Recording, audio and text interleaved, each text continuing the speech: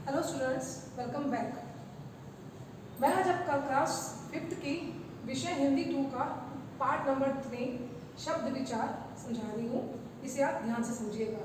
इसके लिए आप अपनी बुक भी खोल लो जिसमें आपको अच्छे से समझ में आ जाए। देखिए, शब्द विचार हमने इसे पहले व्याकरण में हमने किया था पिछले लेसन में। वर्ण विचार, वर्ण यानी कि वह छोटी से छोटी ध्वनि जिसके टुकड़े नहीं हो सकते। इसके आगे का पार्ट है शब्द विचार। देखो इधर परिभाषा देखो इसकी, वर्णों के सार्थक समूह को शब्द कहते हैं।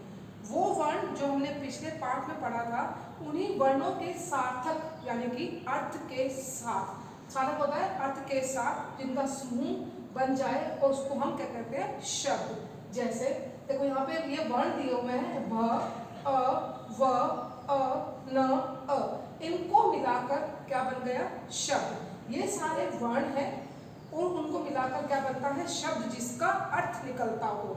ठीक है। नंबर 2 है ब प्लस अ प्लस स प्लस अ, इनको मिलाकर क्या बन गया, बस। ये सारे वर्ण हैं, इनको मिलाकर बस बनता है, जो कि परिभाषा को बताता है कि वर्णों के सार्थक समूह को शब्द कहते हैं। आगे है शब्द के भेद। शब्द के 4 भेद होते हैं। ठीक है। नंबर 1 है अर्थ के आधार पर, यानी कि जिनका अर्थ निकलता हो उसको बोलते हैं अर्थ के आधार पर। इसमें भी 2 भेद हैं, सार्थक, राम, नदी आदि। ठीक है। इनका अर्थ निकलता है ना, देखो पढ़ो, राम, नदी आदि, इन दोनों शब्द का कोई ना कोई अर्थ निकलता है। नंबर 2 है निरर्थक। निरर्थक शब्द वो होते हैं जिनका कोई अर्थ नहीं निकलता। लचक, लड़कप आदि, इन दोनों का कोई अर्थ नहीं निकलता है, तो ये निरर्थक शब्द कहलाते हैं। नंबर 2 उत्पत्ति के आधार पर। उत्पत्ति जो हम बनते हैं, उत्पत्ति मतलब बनना, जो नया रूप बनता है या हम उसको प्रयोग में लाते हैं, उसको बोलते हैं उत्पत्ति के आधार पर। नंबर 1 है तत्सम। तत्सम शब्द वो होते हैं जो संस्कृत भाषा के शब्दों को हम हिंदी में जैसे का तैसा बोलते हैं। जैसे हम शब्द संस्कृत में बोलते हैं वैसे ही हम उनको हिंदी में बोलते हैं। जैसे कि सूर्य, आप सूर्य को हिंदी में भी बोलते हैं और संस्कृत में भी बोलते हैं। अग्नि, अग्नि को हम संस्कृत में भी बोलते हैं और हिंदी में भी बोलते हैं। ये वो शब्द हैं जो संस्कृत में जैसे कि हम हिंदी में ऐसा का ऐसा ही बोलते हैं। नंबर 2 है तद्भव। तद्भव शब्द वो है जो हम संस्कृत में ना बोलकर उनका हिंदी रूप बोलते हैं। जैसे कि सूर्य का हिंदी रूप है सूरज, अग्नि का हिंदी रूप है आग। अगर हम सूर्य और अग्नि बोलते हैं, हमने वैसा का वैसा बोल दिया, संस्कृत में बोले जाते हैं। अगर हम हिंदी में बोलते हैं तो उनको तद्भव शब्द बोलते हैं, सूरज, आग आदि। ठीक है। नंबर 3 है देशज। देशज शब्द वो होते हैं जो अपने ही देश में बोले जाते हैं। जैसे कि जूता, किताब आदि, ये हमारे शब्द हमारे देश में ही बोले जाते हैं। नंबर 4 है विदेशी शब्द। विदेशी शब्द वो हैं जो हम विदेश से, जो विदेश में बोले जाते हैं, उनका प्रयोग हम अपने देश में करते हैं, जिसको बोलते हैं डॉक्टर, स्टेशन आदि। ठीक है। नंबर 3 बनावट के आधार पर, यानी कि बनावट बनाना, उसके आधार पर है रूढ़। इसका उदाहरण है घर, मेज आदि। ठीक है।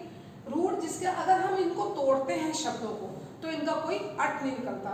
और ये अगर घर और मेज, इनको अगर हम तोड़कर बोलेंगे तो उनको उनका शब्द जो अर्थ है वो निरर्थक हो जाएगा, इसलिए इनको रूढ़ में ऐसे घर और मेज आदि आता है। नंबर 2 है यौगिक। अब यौगिक के अंदर है 2 शब्दों से मिलकर बने शब्द यौगिक शब्द कहलाते हैं। जैसे कि देखो यहाँ पे दिया हुआ है स्नान घर। हम स्नान घर को तोड़ते हैं तो यहाँ पे 2 शब्द बनते हैं, स्नान प्लस घर, यानी कि ये 2 शब्दों से मिलकर बना है यौगिक शब्द। ठीक है। ऐसे ही घोड़ा गाड़ी है। अब घोड़ा गाड़ी को अगर आप तोड़ते हो तो इसमें 2 शब्द है, घोड़ा और गाड़ी। ठीक है। इसलिए ऐसे ही यहाँ पर अगर तोड़ते हैं इसको तो घोड़ा प्लस गाड़ी, यानी कि ये 2 शब्द हैं जिनको मिलकर बना है यौगिक शब्द। नंबर 3 है योग रूढ़।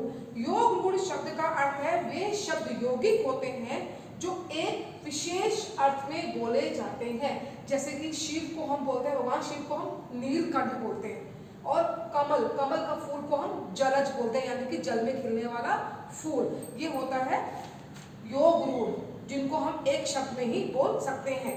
उसके बाद है प्रयोग के आधार पर। प्रयोग होता है जिसको हम प्रयोग में करते हैं, यूज में लाते हैं, उसको प्रयोग के आधार पर विकारी। यहाँ पर संज्ञा, सर्वनाम, विशेषण, क्रिया जो ये होते हैं, इनके कारण में परिवर्तन आ जाता है। जो हम शब्द बोलते हैं तो इनके अंदर संज्ञा हो, सर्वनाम हो, विशेषण हो, क्रिया हो, इनमें परिवर्तन आ जाता है, वो होता है विकारी शब्द।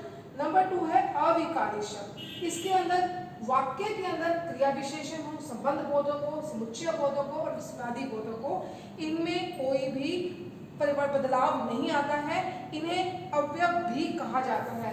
हम इनको अव्यय भी कहते हैं, जो आगे आप पाठ में पढ़ोगे।